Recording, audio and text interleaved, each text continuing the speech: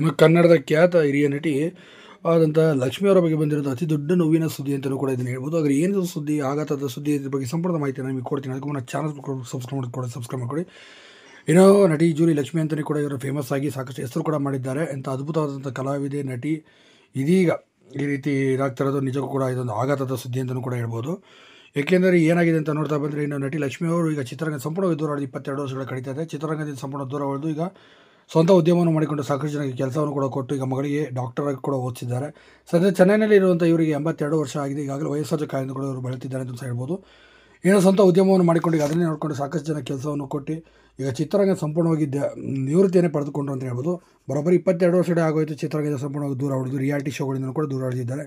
ಇಂದೆಲ್ಲ ನಾಳೆ ಬರ್ತಾರೆ ಅಂತ ಕಾದಂಥ ಅಭಿಮಾನಿಗೆ ಆಘಾತನೇ ಅಂತ ಹೇಳ್ಬೋದು, ಶಾಕಿಂಗ್ ಅಂತ ಕೂಡ ಹೇಳ್ಬೋದು. ಯಾಕೆಂದರೆ ಇನ್ನು ಮುಂದೆ ಲಕ್ಷ್ಮಿ ಅವರು ಸಿನಿಮಾ ರಂಗದಲ್ಲಿ ಎಲ್ಲೂ ಕೂಡ ಕಾಣಿಸ್ಕೊಳ್ಳಿಲ್ಲ.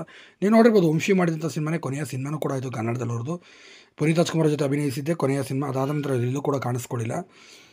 ಹಾಗಾದರೆ ನೀವು ಕೂಡ ನಟಿ ಲಕ್ಷ್ಮಿ ಅವ್ರನ್ನ ಮಿಸ್ ಮಾಡೋದಾದ್ರೆ ಖಂಡಿತ ಮಿಸ್ ಅಂತ ಕಮೆಂಟ್ ಹಾಕಿ, ಹಾಗೆ ಲೈಕ್